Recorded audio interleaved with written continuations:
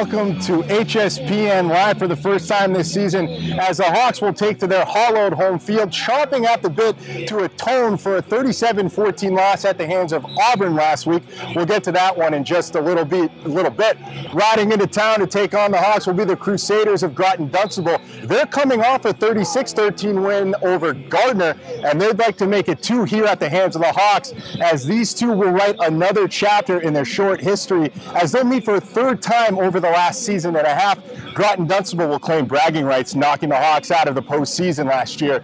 But this time is sure to be different, as graduation has cost the Hawks their standout quarterback from last season, Dan Mendez, which has left the Hawks with a complex quarterback crisis which they'll have to navigate through this season, and especially tonight. The Crusaders are led by Corey Romich and scatback, that's their quarterback Corey Romich, and scatback Shane Dawson, who accounted for 28 of their 36 points last week in their win over Gardner. Those two will constantly put the Hawks defense under pressure. And for more on the Hawks defense and the Auburn game in general, let's head to the highlights from last week. Dan McAnespie's Hudson Hawks on the road in week 1 to kick off their season against the tough Auburn Rockets. But early, the Hawks were able to find an advantage offensively. This time it's Jesse Nemerowicz ripping off the 30-plus yard run into Auburn territory. And then on 4th down, it took them a bit to find the end zone, but they do the toss from Moran to find Sullivan in the back of the end zone. But Auburn would respond, their first possession of the game. Mark Wright nearly lost the handle on the toss sweep, but he's able to find open space and pay dirt.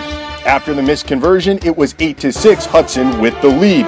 The Hawks, they wouldn't go away early in the second quarter. Miranda nearly loses the snap, but dances into the end zone to make it 14-6. Auburn, they would respond once again. Mark Wright, he was the guy, cuts inside, dives for the end zone. It was 14-14. Auburn would pull away going into the half, 23-14 after another touchdown and a field goal. In the second half, guess who? Mark Wright. He was just too much for the Hudson defense. This 60-yard run, he shows his strength, speed, power, and balance as he bursts to the end zone. Auburn would go on to win this one 37-14. So not only did the Hawks lose last week, they also lost one of their key starters. For more on the injury report and the game plan tonight, let's head to the Schley report. Thanks, Jared. Starting quarterback Steven Miranda is out with a concussion that he suffered last week against Auburn. When I spoke to Coach Mack, he said there won't be any dramatic changes in the offensive line except for the replacement of Steve with the sophomore Armel Conyers. Specifically this week, the Hawks worked on not turning over the ball, which cost them 10 points in 5 minutes last week against Auburn, ending the first half 24-14. Overall game plan this week for the Hawks is not to turn over the ball and to get the ball to junior Jesse Nenardowicz. Back to you. Thanks, Alex. A great report there on the Hawks. Game plan for this one. So we know Steven Miranda is out this week. Sophomore Armel Conyers will come in under center. He did get some reps last week. Let's take a look at what he was able to do and some of the keys tonight for Armel.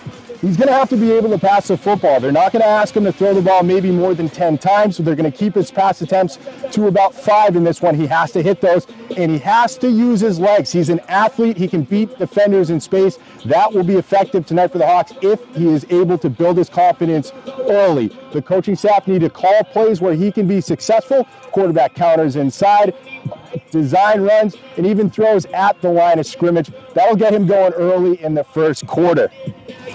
But for more specifically on this Hudson-Groton matchup, let's head to a tail of the tape and see what the Hawks did well against Groton last season.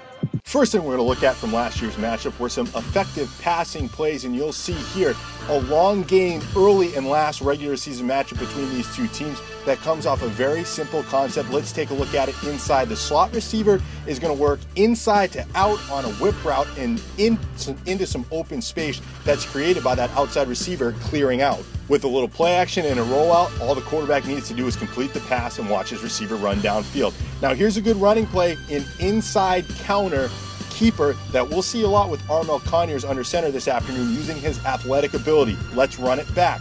Watch number 61 come across down the line of scrimmage. He is lining up number 53, squares him up, makes it. It's a good block, and the quarterback just cuts up underneath it. All Conyers has to do is make a couple guys miss in the open field. To the defense, the Hawks did a great job driving on routes last year against Groton, as you just saw there. Let's take another look. Look at how much space there is between the receiver and the cornerback, but by the time the ball gets there, he makes it all up, able to come up with the pass breakup. A big play from the Hawks defense. Those are some of your keys for tonight's game. I was just a little inside on the matchups between Hudson and Groton last year, but each and every week I want to head to the whiteboard and break down a concept that will help you while you're watching these games in a segment we like to call Chalk Talk.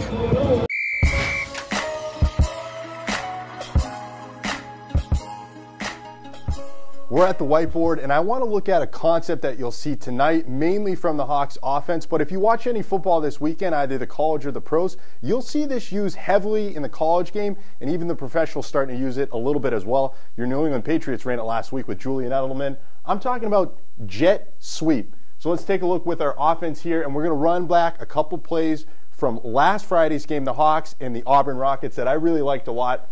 Our formation, we're 4-by-1. We've got 4 receivers in the formation, 2 split out to the left, 2 to the right. We have our quarterback here, and he has a running back off to his right.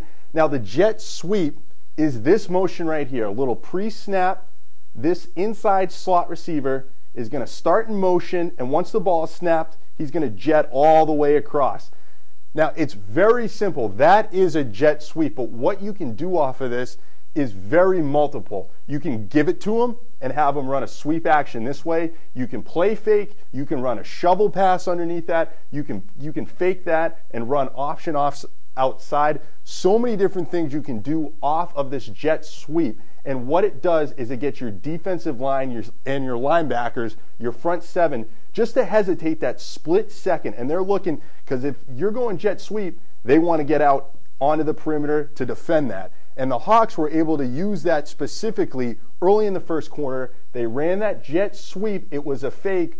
All these linemen looked inside, and the Hawks were able to set up a little counter action, blocking down here, blocking down here. The guard pulls. He's kicking out a defensive tackle. You fake jet sweep, and you give it to Jesse Nemerowitz inside. He ripped off a 20-plus yard gain. It all comes off of jet sweep. You will see this all night from the Hawks, and like I said, if you watch any college or professional football, you'll start to see it as well. So keep an eye out for jet sweep action.